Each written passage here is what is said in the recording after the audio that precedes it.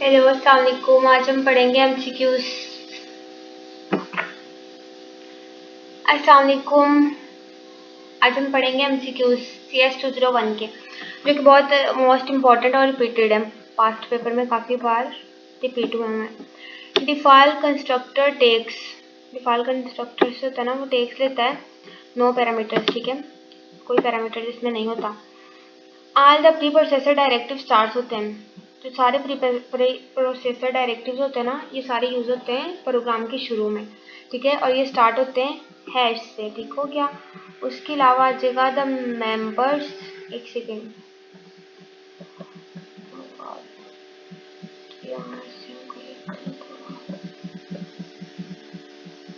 The members of the class declare with the keyboard structure, नहीं, struct are dash by default. Okay, then members of a class होते हैं ना, class के जो members होते हैं वो डिक्लेयर करते हैं विद द कीबोर्ड, कीबोर्ड के जरिए उसे डिक्लेयर किया जाता है struct are dash by default. तो यहाँ पे प्राइवेट आता है, आई थिंक यहाँ पे स्ट्रक्चर आता है, UR स्ट्रक्चर। अच्छा, उसके बाद आता है loops are dash structures. Loop जो होते हैं ना, ये रिपीटिशन होते हैं। देखिए लूप में हम लोग ना ये बार बार रिपीट होते रहते हैं अनटिल के इनकी जो कंडीशन होती है ना, वो जब तक वो ट्रू है ना, तो ये रिपीट होते जाएंगे। जब वो कंडीशन पास हो जाती है तो फिर ये रिपीट होना मतलब खत्म कर देते हैं, फिर प्रोग्राम एंड हो जाता है, ठीक है। We cannot use reading dash pointer for storing and reading data from it. We cannot use null pointer, null pointer को हम यूज नहीं कर सकते स्टोरिंग करने के लिए एंड रीडिंग करने के लिए data from it. When an object of a class is defined, जब एक ऑब्जेक्ट है उसे क्लास इज डिफाइन किया जाता है इनसाइड एन अदर क्लास, दूसरी क्लास के अंदर, then the structure of inner object will be called first. तो इसमें जो डिस्ट्रक्टर ऑफ इनर ऑब्जेक्ट होता है ना, उससे पहले कॉल करना ना, उससे सबसे पहले कॉल करते हैं, ठीक हो क्या। उसके बाद आ जाता है हमारे पास next MCQs। Consider the following code segments. Which of the following will be called while executing code at line 2? String S1, S2 और S1 is equal S2. ये आता है डिफॉल्ट कंस्ट्रक्टर, ठीक है। वी कैन नॉट इंक्रीमेंट, हम increment किस में नहीं कर सकते, इंक्रीमेंट और डिक्रीमेंट होता है। और एक और MCQs है, यहाँ पर मैं बताती जाऊँ, वो आता है 1++, नहीं, वो कहते हैं कि इंक्रीमेंट में ना कितनी बार ऐड होता है। अगर हम इंक्रीमेंट करेंगे 1 का तो इसमें क्या ऐड होगा, या 2 का इंक्रीमेंट करेंगे तो इंक्रीमेंट में और डिक्रीमेंट में, इंक्रीमेंट में 1 ऐड होता है और डिक्रीमेंट में 1 माइनस होता है, तो होगा ये सिर्फ 1 नहीं, वो नीचे MCQs उन्होंने दिए होते हैं 1 2 3, तो 1 आएगा इस 1 था, ठीक है। और अभी जो हम MCQs पढ़े हैं वो है वी कैन नॉट इंक्रीमेंट, हम इंक्रीमेंट नहीं करते रेफरेंस में, ठीक है। In statement matrix M2 is equal M1 assignment operator is being used. अब यहाँ पर भी मैं बताती जाऊँ, ये वाला MCQ है हमारे पास, in statement matrix M2 is equal M1। यहाँ पे ना एक इक्वल का साइन है ना, तो ये असाइनमेंट ऑपरेटर होता है। असाइनमेंट ऑपरेटर का मतलब है M2 की वैल्यू हमारे पास M1 के पास है, ठीक है। अगर यहाँ पर 2 इज इक्वल होंगे ना, तो इसका मतलब होगा कि M2 है ना, वो बराबर है M1 के। मतलब अगर M2 के पास 2 वैल्यू है और 2 हम इसके सेंटर में लगाए ना इज इक्वल और लिखें M1, इसका मतलब है कि अगर M2 के पास 4 वैल्यू है ना, तो M1 के पास भी 4 है, ये आपस में बराबर है। और अगर हम M2 इज इक्वल M1 सिर्फ 1 लगाएं, तो इसका मतलब है कि जो M2 की वैल्यू है ना, वो हम M1 की वैल्यू हम M2 को असाइन कर रहे हैं, ठीक है। हमेशा इस राइट वाले की वैल्यू लेफ्ट वाले को असाइन होती है। अब वो कह रहे हैं from the following which is one the correct syntax of an array declaration. Array size is 5 and it is of float data type. इसकी जो डाटा टाइप है वो फ्लोट है और इसका अरे का साइज है वो 5 है, तो फ्लोट नेम और 5 आ जाएगा और यहाँ पर इसके आ जाएगा सेमीकोलन। आगे आता है इफ एन अरे has 50 elements what is allowable range of subscript. अगर 50 एलिमेंट्स होंगे ना, तो वो 0 से 49 तक होगा।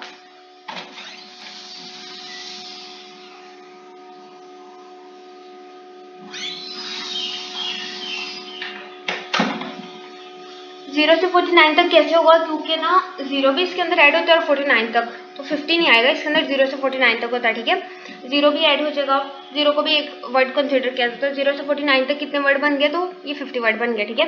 Structure is a collection of dash, structure होता है कलेक्शन होता है अंडर सिंगल नेम। तो ये वेरिएबल्स, ये इंपॉर्टेंट है, एमसीक्यू बहुत ज़्यादा बार पूछा गया है ये पेपर में। इफ फंक्शन जो है ना has not been declared before its definition it is, अगर जो फंक्शन है ना वो हैज़ नॉट बीन डिक्लेयर्ड, वो नहीं होते डिक्लेयर्ड बिफोर इट्स डेफिनेशन, इसकी डेफिनेशन से पहले, it is a logical error. Error की भी 3 टाइप्स होती है, एक लॉजिकल एरर होता है, एक सिंटैक्स एरर और एक रन टाइम एरर होता है, ठीक है। ये वो शॉर्ट क्वेश्चन में पूछ सकते हैं, एमसीक्यूज में भी आ सकता है कि एरर की कितनी टाइप्स होती हैं, ओके।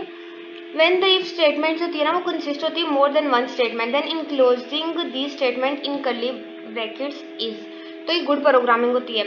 ये क्वेश्चन पहले मिड्स में भी आई थिंक आया हुआ है।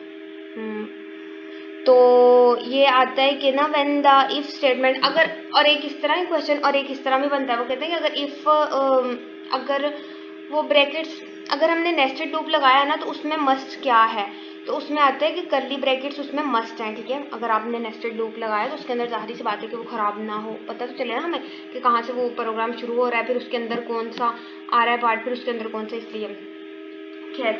When the if statement होती है वो consist more than one statement, then enclosing these statements in curly brackets is, ये good programming होती है। अब वो कहते हैं dash allow us to have a memory location and use it to int or character interchangeably। ऐसा नहीं होता, int को हम करेक्टर नहीं दे सकते और करेक्टर को हम int नहीं दे सकते। int एक अलग डाटा टाइप है, करेक्टर एक अलग डाटा टाइप है। अगर जैसे करेक्टर में हम स्ट्रिंग वगैरह स्टोर करा सकते हैं ना, तो हम स्ट्रिंग int में स्टोर नहीं करा सकते। C++ में ऐसा नहीं होता।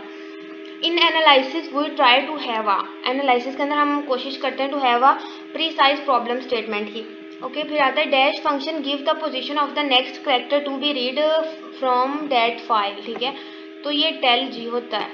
टेल जी जो इस्तेमाल होता है ना हमारे पास, वो होता है हमारे पास फंक्शन जो होता है ना वो गिव देता है, अदर सामने वाली एक और पोजीशन देता है, ठीक है। यहाँ पर ना दो होते हैं, एक टेल जी होता है और एक और होता है tell P.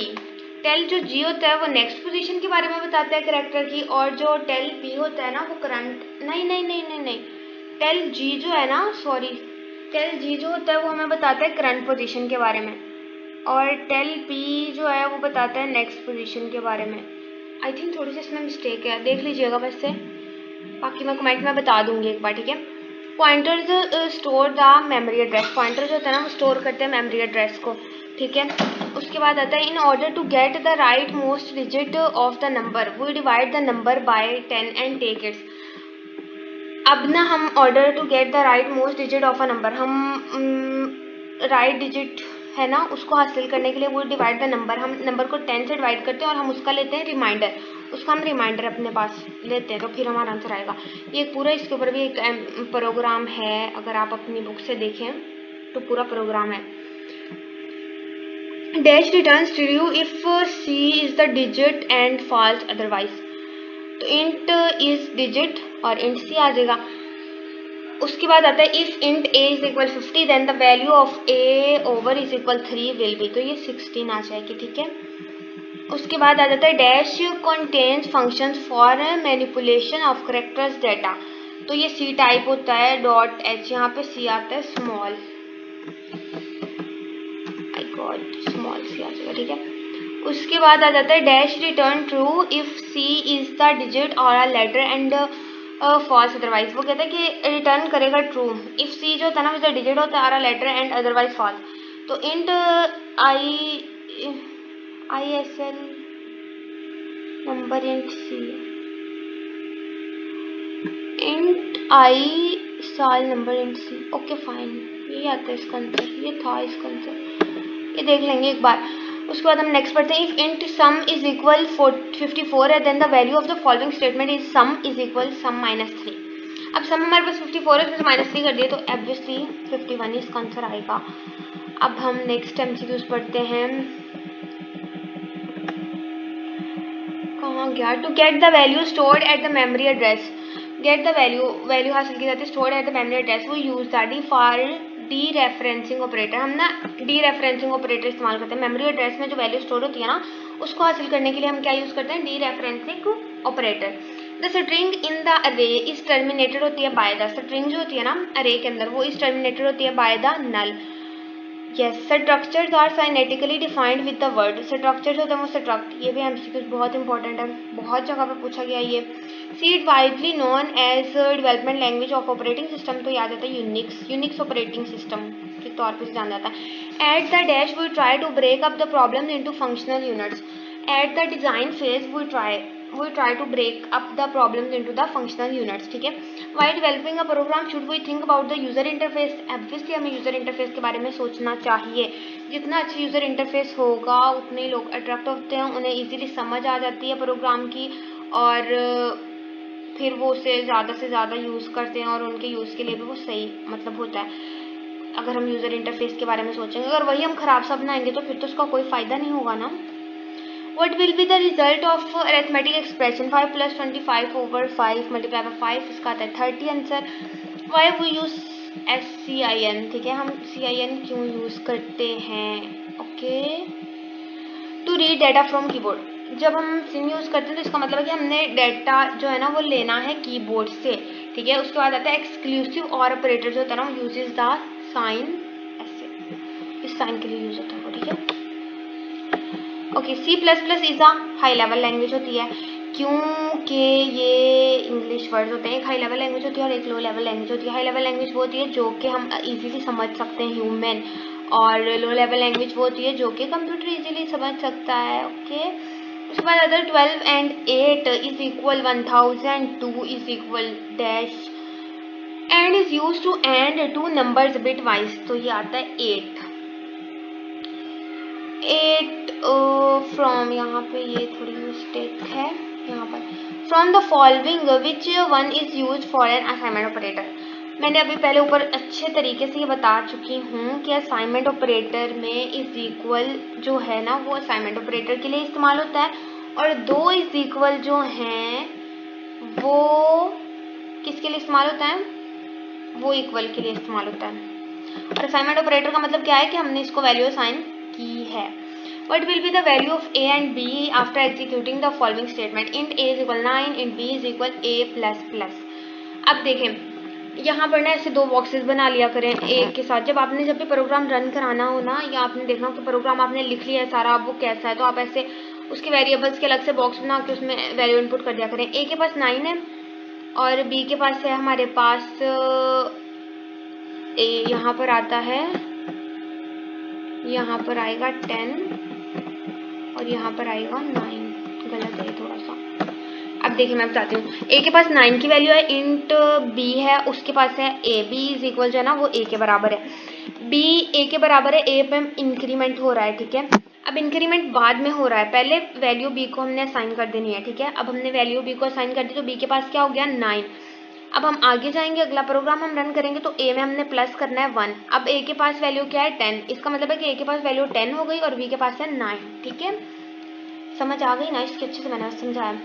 These functions seek G and seek P requires होते हैं argument of types dash to let them how many bytes to move forward or backward, तो ये लॉन्ग आ जाएगा। A character stored होता है इन द मेमोरी के अंदर इन bytes, ठीक है, बाइट्स के अंदर स्टोर होता है। उसके बाद D referencing operator is represented by, इससे इसे रिप्रेजेंट किया जाता है। एंड बस ये 2 एमसीक्यूज रह गए हमारे। Dash transfer the executable code from main memory to hard disk, वो लोडर हो जाता है। लोडर जो ट्रांसफर होता है ना that executable code from main memory to hard disk, ये पता है क्या करता है, एग्जीक्यूटेबल कोड को ना ट्रांसफर करता है फ्रॉम मेन मेमोरी से हार्ड डिस्क के अंदर, ठीक है। वो कौन करता है, हार्ड डिस्क के अंदर लोडर, ठीक है। We have opened a file stream my file for reading getting my file tell G gives the current get position, ये देखें अब हमें यहाँ पर पता चल गया, ठीक है। जो टेल G है ना वो करंट पोजीशन देता है और टेल P जो है ना वो हमें देता है next position of the file. It returns the whole number of type in, उससे हम कह देते हैं कि it returns the whole number of types, इसे हम कहते हैं it return the whole number of types, ये हमें देती है होल नंबर ऑफ टाइप्स। जब हमने यहाँ पर यूज़ किया है ना फाइल को तो ये हमें इंट के ज़रिए ही देगी जब हमने फाइल उसकी ओपन करनी है, ठीक है। ओके, ये हमारे हो गए एमसीक्यूज। अब नेक्स्ट आएंगे फिर 50, आई थिंक ये थे 42 एमसीक्यूज, इतने थे। नेक्स्ट इंशाल्लाह पूरी कोशिश होगी 50 एमसीक्यूज आ जाएं, और कोई बात नहीं समझ आई तो आप पूछ लीजिएगा कमेंट सेक्शन वगैरह में, ठीक है। और कहीं आपको लगे गलती है या जो भी कोई मिस्टेक वगैरह हो जाती है ना, मुझसे भी हो जाती है, तो हो गई हो तो sorry and thank you for watching. अल्लाह हाफिज़।